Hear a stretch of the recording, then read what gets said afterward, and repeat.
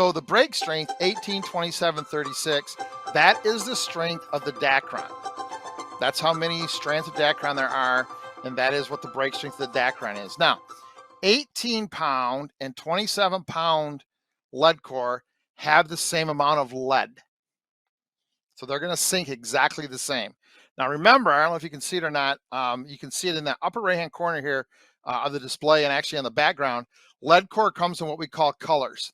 And those colors change every 30 feet or every 10 yards is a new color. And that's how we determine how deep we want to get our lures, is by how many colors we have in the water. So maybe you can see the back of this spool. I don't know if I can get it in the light just right. But you can see the colors back here, right? So each color is 30 feet of line. So for each color, 18-pound and 27-pound break strength, the lead is exactly the same. It weighs the same. 36-pound weighs more. The lead is heavier. Okay, so basic walleye speeds. Let's go 1.5 to 2.25, right in that 2-mile-an-hour range, give or take. Half a mile an hour either way. Basic walleye speeds, for every color of lead that's in the water, you're going to get about 5 foot of depth. That's with 18 and 27-pound. With 36-pound lead, because remember the lead is a little bit heavier, at basic walleye speeds, we're going to get about 7 feet of depth. Okay, 36 is what most of the guys that just fish salmon and steelhead run. 18, some walleye guys run because it's a little bit thinner. You can get more on a small reel. 27 is a great compromise if you troll for walleye, you troll for steelhead, maybe you troll a little bit for salmon, set your drag loose. 27 is a good compromise for all kinds of fishing. If you just do salmon fishing or do mostly salmon fishing, I'll tell you to buy 36. If all you do is walleye fishing, you can get by with 18, but why not have that 27 for that extra break strength, okay? So that's our basic. So we're gonna go with, my favorite is 27-pound. That's what I fish on. All my LeadCore rods are 27 pounds. So we're gonna go with 5 feet of depth per color in the water at typical walleye speed. So we're gonna stick with that 5 foot number as we go through tonight, okay? Okay, let's talk about spooling up. So there's two options that when you spool up your LeadCore. First one is a full spool. So you just take, LeadCore usually comes in what we call a full core, or 10 colors. This is what we call a full core. So there's 10 colors on here. And there are times that you want to fill a reel with all 10 colors. We'll talk about how to fish this a little bit later. That is a common way to fish flat rods right off the back of the boat. So you can let out 2 colors, 3 colors, 4 colors, 2.5 colors, whatever you need to do it. It's the way that I fish, especially LeadCore in rivers. I like to have full cores, either 7 colors or 10 colors, and I let it out. And I want, when I'm fishing in rivers, I want my bait to just be ticking the bottom. So I'm looking for that rod tip to just every once in a while, just kind of go tick, there's the bottom, tick, there's the bottom. So I'm constantly reeling in a little bit of lead, reeling out a little bit of lead. So having a lot of lead on a spool or a reel lets me do that, right? And it keeps the reel fairly full. The most common way that walleye guys fish it, though, is what's called segmented LeadCore.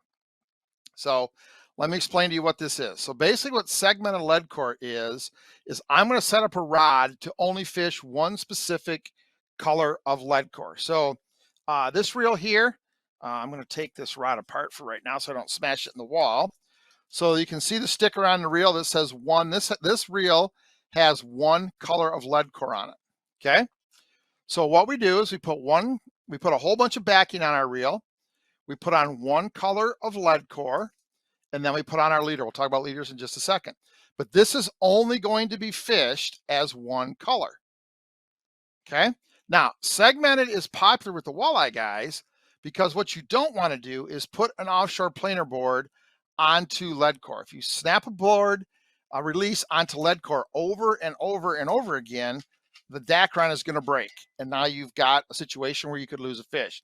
So anytime we're going to run offshore inline planer boards, what we want to make sure that we do is we have segmented LeadCore. We let the leader out. We let whatever number, however much lead we have on that reel. And then we have backing and we hook our our board to the backing. So now it's not rubbing on that dacron. It's not going to break that dacron. Segmented is the way that most walleye guys fish LeadCore. Okay. Now you're probably thinking to yourself, holy goodness. Yeah, holy goodness is true. So as a charter captain, I have ready to go 6 reels with 1 color, 6 reels with 2 color, 6 reels with 3 color, 6 reels with 4 color, 4 reels with 5 color, and I keep 2 reels with 7 color. I really don't need to fish any deeper than that for most of my walleye fishing. Obviously that's a lot of stuff, right? If you know, you do need, I will tell you this, you do need a different reel for each amount of LeadCore. So there is no way to, build a 1 color that can also be a 2 color. A lot of guys have tried, they put lead on, then some backing, and another color of lead. What happens is when you do that, you put the rod in the air, you only let 1 color out. Now you got this lead between the board and the rod tip. It doesn't work. So you have to commit to, if you're going to run LeadCore, multiple rods, multiple reels. Obviously, you can run multiple reels and change what you need for the day. But I like to have it and have it ready to go because I use it a lot. So that's the difference between full and segmented. Full, I'll run off the back corners and adjust. Segmented, I run, put on a board, and send it out to the side. Okay. All right. Let's talk about rods and reels. We've had this conversation thousands of times. I like all my rods to be the same. So all of my LeadCore rods are 8.5 foot. I go with the Train series of Denali's. They're a little less expensive. They got less guides. They got bigger guides. So the LeadCore goes right through them fairly easy. But they're the same 8.5 foot blank as my regular trolling rods are that I run my Sunline fluorocarbon on. I want them all to be the same because I may, in my spread, I may have a couple LeadCores and a couple regular flatlines on boards, and I want those rods to act the same. We've talked about this 1,000 times. Being able to read your rods so all your rods are the same is a big deal. So whatever you're using for regular trolling rods right now, I would tell you that's what you want to buy. You want to buy more of those and just put your LeadCore on those. All right, that's a big deal. Line counter reels. I think line counter reels are a big deal for this, especially if you're going to do a full spool. So the cool thing about a full spool is what I do is I put the same amount of leader on each rod. I'll talk about that in a second. Then I let the leader out, and once the LeadCore gets to the tip of the rod, I zero my counter. And then I let out whatever I think it's going to be. So maybe 38 feet on the counter, put it in a rod holder. If I catch a fish, I just run it back to 38. I can put the other one back at 38. I'm using those counters to help me. Counters aren't a big deal with segmented. I do run line counter reels. Again, it keeps all my reels the same, something I like. I like all my rods and all my reels to all be the same when I'm trolling. So I use Daiwa C-Line 27s, just like I do with all of my regular trolling. So they're exactly the same. I know exactly what they should look like. I know exactly where the drag should be. I like the line counters. What I do is I let my segmented lead out. I let out about 6 feet. So I want all the lead in the water, let about 6 feet of backing, put my offshore board on, and then I zero the counter so I know how far out to the side of the boat it is. So that lets me get my stagger on my rods. So I do use a counter even when I'm using segmented LeadCore just to tell how far out that my reels are. There are some less expensive lead, obviously the LeadCore, getting to LeadCore is a big deal. If you're going to do it right, Saginaw Bay, you're going to need a couple 2s, a couple 3s, a couple 4s. I would tell you get a lot of 2s and a lot of 3s. Let me see if I can get, hang on a second here, guys. Let me grab this rod.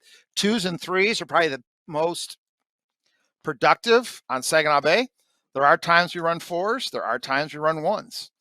I run a lot of Little Warrior spoons behind LeadCore. I also run a lot of little crankbaits. I'm looking forward to getting the new boogie shad from Walleye Nation's Creations. That little itty bitty boogie shad is going to be awesome on the bay when we get bait fish hatches, and there's a lot of small bait. So sometimes 1 color gets that little bait down 6 feet or so, right? That's where you need it.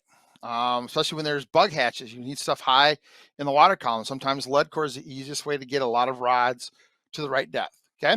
But you definitely, if you're going to fish LeadCore, because LeadCore does take up a lot of room and you want a lot of backing, you don't want a small reel, because if you let out the leader, you let out the LeadCore, you let out some backing, set it out to the side. If you only got a little bit of line on the spool, now when you reel, you're not bringing in a lot of line. So you want a little bit bigger spool. Again, I like the 27 series. So you've got some mass on the spool so you take let's say I take a 1 color and I run it, 225 feet to the side. I still got a big spool. So as I crank, I'm actually picking up some line. That's important. Okay. So I like large diameter spools with I like the single handle. It picks up more line than the small double handle does. And again, line counter reels, I think, are a big deal.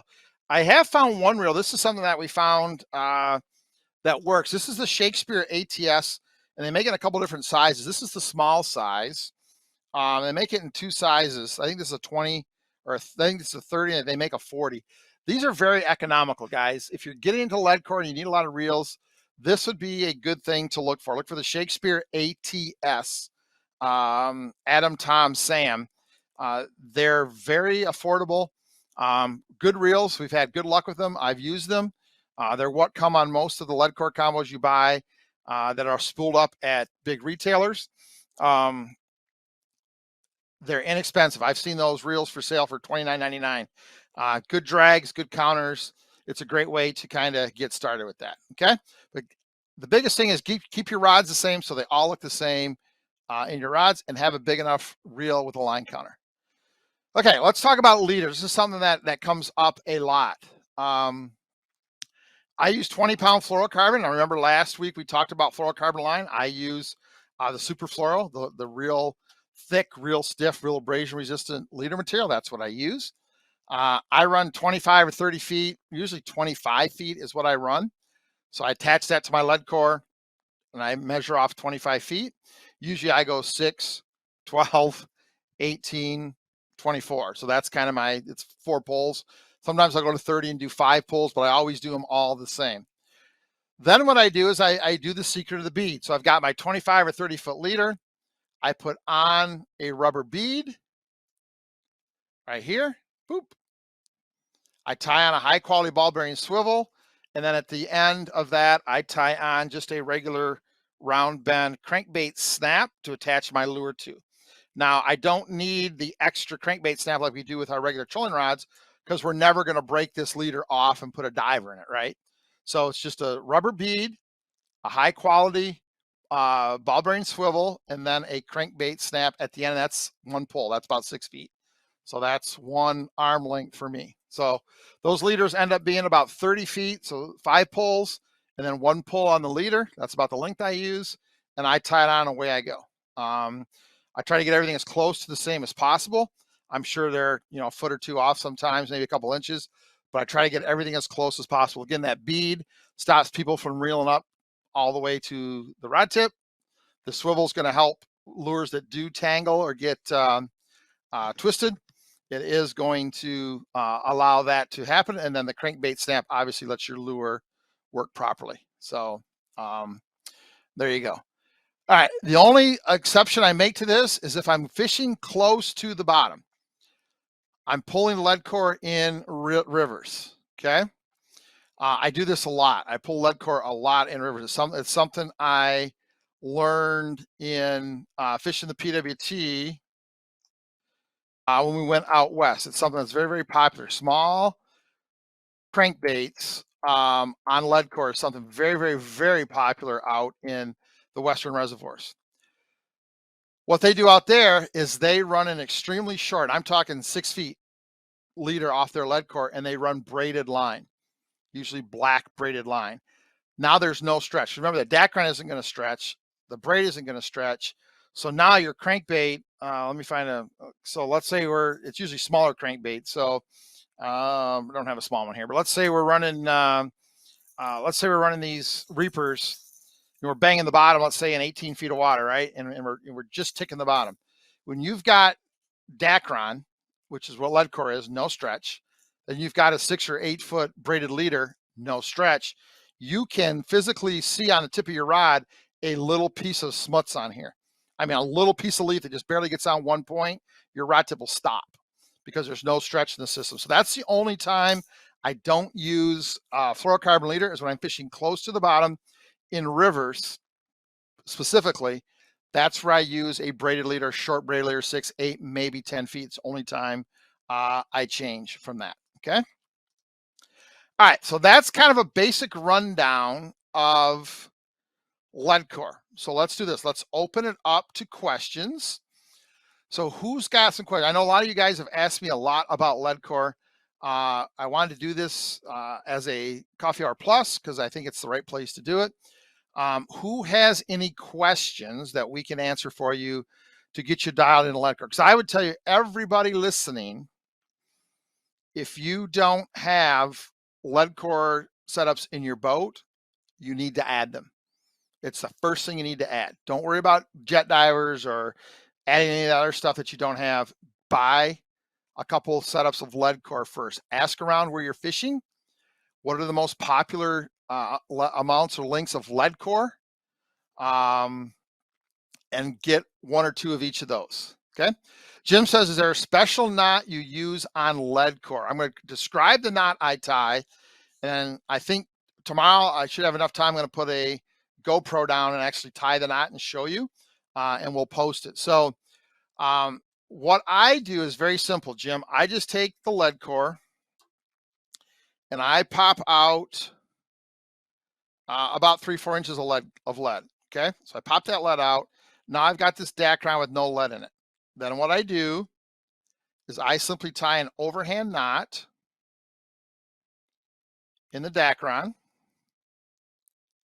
And I'm going to have to get my glasses on.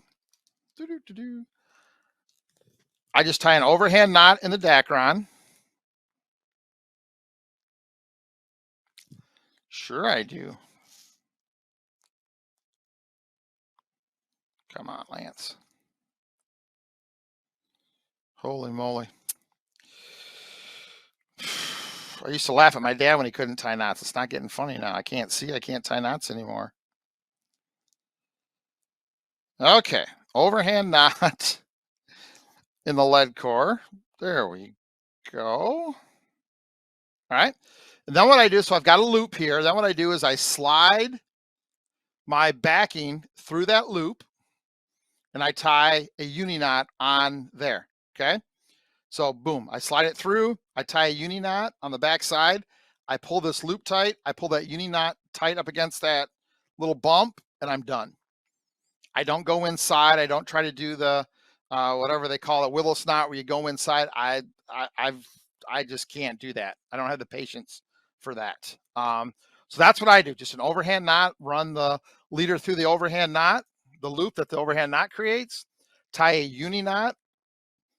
So you got your line, you're gonna double it back, wrap it around both the Dacron and the leader line a couple times, go through the loop, snug that up nice and tight, pull the Dacron loop tight, slide it up, snug it tight, you're done. It goes through guides very easy, it's a very small knot, and it's ready to go. Okay. Dave says, what backing do you recommend since you'll be attaching a board to it? You could do a couple things. Fluorocarbon trolling line is very expensive. So I would tell you not to do that. I just use, so what I use is I use just that 16-pound Sunline Supernatural Mono. That's what I use. I've got a lot of it. It's fairly inexpensive. It's a good diameter. It's a good break strength. That's what I use. I know if you really want to do this right, and you're going to do it from scratch. Blood Run makes a very affordable, like a 30 or 40-pound braid that fills the spool really well, lays flat, obviously doesn't rot, doesn't go bad because it is braid and fills the spool up nice and even. At some point, it won't happen this year. It'll happen towards the end of this year. At some point, I need to take a full 2 days, completely undo my LeadCores, and that's what I'm going to do. Dave does it right now. Again, there's an easy way to do this and the right way to do it. So you guys who are starting fresh, what I would tell you to do is take the same heavy fluorocarbon you're using for your leader. Okay. I would tie on about 6 feet of that and then, so you've got your leader, your LeadCore, about a 6-foot piece of heavy fluoro, and then whatever you're going to use for backing tied to that fluoro, and you, like Dave says, and you snap the board on that fluoro. Okay, you snap that board on the fluoro. That fluoro is going to last longer. It's not going to wear out. And when it does wear out, you just simply replace that piece of fluoro. You don't have to replace your backing. That's the right way to do it. That's the way I was taught. Jeff Godey is the one who got me really into fishing LeadCore. I would tell you, most of the guys that fish LeadCore a lot on Saginaw Bay, Jeff Godey has helped. That's the way he does it. He runs a 20-pound piece of, he uses high abrasion mono. I would use the same fluorocarbon I use for a leader, and then he ties his backing to that. That way you've got something to attach it to, and it's constantly attached at the same place. Dave says he uses braided backing with a 6-foot high vis mono piece between the braid and the LeadCore. Great idea. Great idea, Dave. Love it. And he clips on that high vis heavy mono. Perfect. Perfect, perfect. Jim, no, there's no shelf life on LeadCore that I'm aware of. I've got, a lot of the LeadCore I'm using, especially my 2s, 3s, and 4 colors. The LeadCore itself has probably been on those reels for 15 years, 20 years maybe. So Dacron doesn't break down. So I don't think there is a shelf life on it. Steve says, I got 6 reels, 2 of each color, 1, 2, and 3. Can I add a 1-ounce snap weight to the backing of my 1 color to make it a 2? So yes, you can.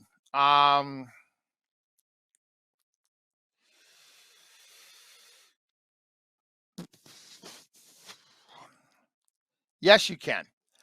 So basically, a color of LeadCore weighs an ounce. So if you've got a 1 color lead and you want it to go down to 2 colors, let your 1 color out, put a 1-ounce snap weight, let it out 30 feet. So now you got 60 feet of line. You basically got, and now you've got basically 2 colors. It's not exact. And again, the snap weight being all the lead in one spot. One of the beauties of LeadCore, one of the reasons I think it's really effective is when you have all your lead in one spot, like a snap weight or a diver or a tadpole, whatever the case may be, right? That hunk of lead moves up and down a lot. It's very aggressive when it moves, and the lure moves with it. The beauty of LeadCore is you've got 1 ounce of weight that's 30 feet long, so it snakes through the water.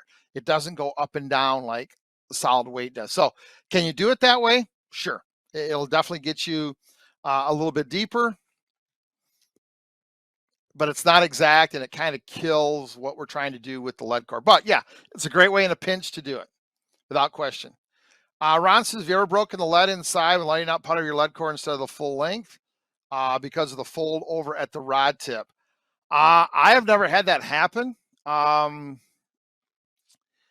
very cognizant of that, though. I'm always watching the rod tip to make sure it doesn't do that. It's one of the reasons, Ronnie, I like really soft rod tips. That's why I like 8.5 foot rods, because they bend. If you get too stiff of a rod, that LeadCore comes out at almost a 90-degree angle where it rubs against the tip top, the top eye, and it can wear it out. That's why I like a softer rod, so it bends. If I can find them, they're hard to find right now. I would tell you, if you really wanted to do LeadCore perfect, you'd buy those twirly tips that the guys use for wire, because that bends and lets the LeadCore bend with it, right? So again, there's a dollar store way of doing it, and then there's the right way to do it, right? The right way would be 8.5 foot rods with twirly tips, LeadCore, a 6-foot piece of heavy mono or fluoro, and then your backing. That way you're never going to have any problems whatsoever. Especially with, especially if you're running off the back, right? That's the deal. If you're running it off the back, so where it's the LeadCore actually on the rod tip, twirly tips work well. Okay. If you run Dreamweaver Ninja boards, they'll hold with braided line. I've never used a Ninja board. I've seen them. I'm not worried about the board holding. What I'm worried about is pressure on the Dacron. Oh, you're talking about braided line on the backing. Yeah, Yeah, the way I run my offshores with the snapper clip and the red release, I don't have any problem with braided line at all. So yeah, I'm not worried about that at all. So whatever releases you like with braided line, have at it. That's up to you guys. But yeah, twirly tips are a good option, right? You know, and again, sometimes I'm do as I say, not as I do, because sometimes I get lazy because just life is just 100 mile an hour. So there you go. To get down 30 feet, what would be the best setup? So depending on what you're going to run, Wayne, if you're going to run an on-weighted lure, a crawler harness or a spoon, you're going to need 6 colors of lead. If you're going to run a diving bait like a bandit or a Walleye Nations Creations Reaper or a Reef Runner or something that dives, you've got to figure out what the dive curve is on that lure at about the leader length and then subtract that. So let's say at 30 feet, a bandit runs, I don't know, 8 feet down and you want to go 30. So now your bandit's running 8 below the lead course. You need your lead at 22. So that's 20. So you're going to need 20 divided by 5 is 4. You need 4 colors of lead is going to get you right close to that 30 feet with a bandit. The Precision Trolling book has all of this stuff for the most popular lures. So if you go to let's say a bandit and you change the line to 18-pound LeadCore, it will tell you. I think they run a 30-foot leader, and it'll tell you how much line you need to let out, counting the 30-foot leader and how much lead to get a lure to a certain depth. So if you have the Precision Trolling app, it's there. You just have to change the line type to 18-pound LeadCore. Remember, 18 and 27, exactly the same. So yeah, Frank's has, they sell pre-spooled, I think 1 color, 2 color, 3 color, 4 color, and 5 color. It comes with the rod, the reel, all pre-spooled, all the backing, the segmented LeadCore, and a leader. And I think they sell them for $89.99, $79.99, and you've got everything you need, rod, reel, and away you go. I started that way. They are value priced rods and reels. I started that way because I walked in, I said, I'm getting sick of getting my butt kicked by these guys at LeadCore. I walked in one day and bought 4 2s, 4 3s, and 2 4s. I have since taken all that stuff off of those combo reels and put them on 27s just because I like all my stuff to be the same. But yeah, Frank's has them. I think Northwoods has them. So there's lots of places that sell the combos already rigged up and ready to go. Okay. All right. One more question, then we're going to take a quick break. Who's got the last question for tonight on the LeadCore? I know a lot of you guys have questions about it. Again, I hope that you would start fishing it. It's a great tool to add to your arsenal.